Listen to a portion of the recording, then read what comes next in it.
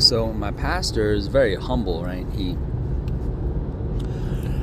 And that influences everyone else in the church. He's able to admit his wrongs. He connects for us the things that he has done that leads to the effects, and he connects that himself because he's humble. He's able to acknowledge the bad things that happen in his life. It comes from the bad things that he does. Now, that's different. That's different than what most people do. Most people would want to pretend, right? Pretend like there's nothing wrong with them. Pretend like they never mess up, right? They never sin. They never, right? They do everything right all the time. But pride positions us to do that, right? If you never mess up, if you never make a mistake at all, fine, right? Then present yourself like that. But if you don't, then no. We're too afraid, right? Pride would say, no, that's embarrassing. Don't do that. Don't tell them that. Don't show them that. So this is a different kind of leadership, right? Oh man, the transparency, the vulnerability. Wow, you're gonna expose yourself like that? You're gonna just let us see that? But then what's happening?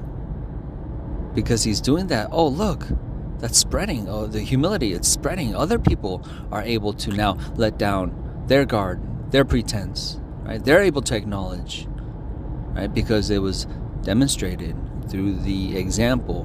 We have a model. We mark the perfect man, and so we're able to see, oh, that's okay. We can do that. We can be honest, right? So then people start letting their guards down and putting down the lies and the pretense, and they too come out of the shadows, and they acknowledge their faults. They can confess, right, to one another their sins. They can acknowledge their faults before God.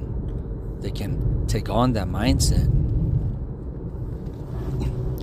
No, we do wrong. That's true. That's right. I can acknowledge it. Right? And what do we fear? Right? Well, there's much to fear. If you haven't done it, then you don't know. Oh,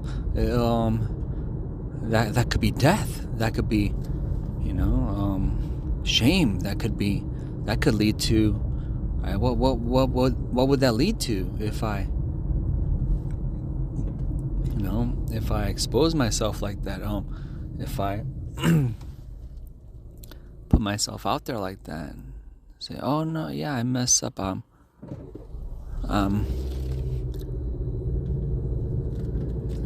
not always doing the right thing. I'm not as humble as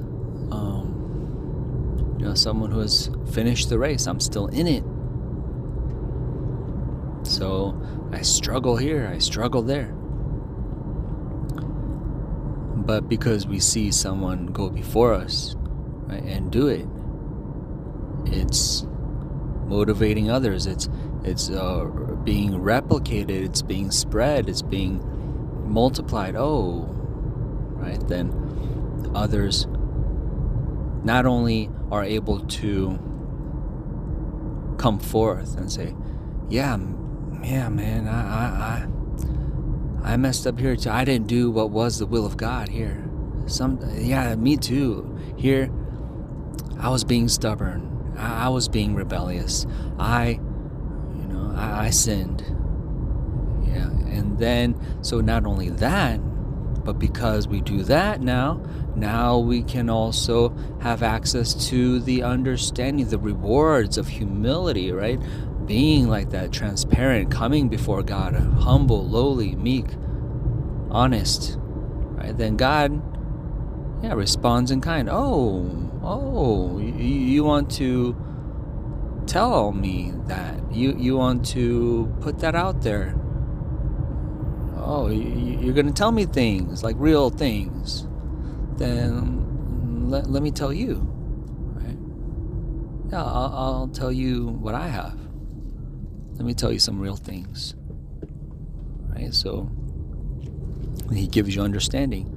So the reason why that bad thing happened in your life, right? The reason why that bad thing happened yesterday or last week is because of that you acknowledge, that other thing that you admit that you did. Oh, right? He just made a connection for you. He connected the dots, right? So now the door is opened here for you to prevent calamity, for your life to get better, right? Better. A better life is available. You can have a better tomorrow, a better next week, because you can stop doing that thing, right? Stop. Right? It could be a curse. It could be a habitual thing. It could stem from a mindset. And why does it persist? Through generations, through years, through your days. Why does it? Yeah, we go through cycles again and again. Oh yeah, this keeps happening to me. This, yeah, that happens. Yeah, you see patterns in people's lives. Those are curses. Those are curses that remain. Why does he always do that? And it's so foolish. Well, he seems like doesn't he know that this leads to that? Doesn't he know? Right? If he just did this, then he wouldn't suffer that. But they don't. They can't. Why? It's a curse. The pride blinds us. The pride blinds us. It blinds us. So we do wrong, and then bad things happen, and we say it was something else.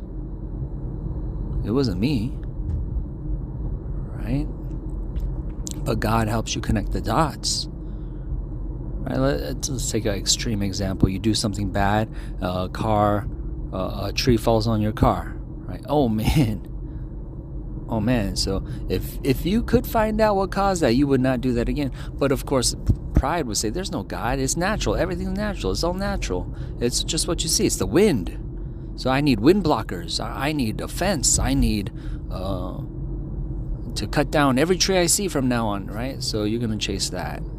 That's not the real cause. God's going to tell you, it's because you did this, you did that, you speak like this, you act like this, you mismanage this, right? How does that connect to trees falling? You can't see it.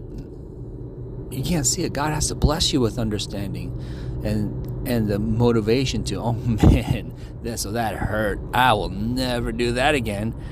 Yeah, you're going to be very motivated to, no, I'm not going to do that. I'm not going to sin. I'm not going to lie. I'm not going to cheat. I'm not going to steal. I'm not going to.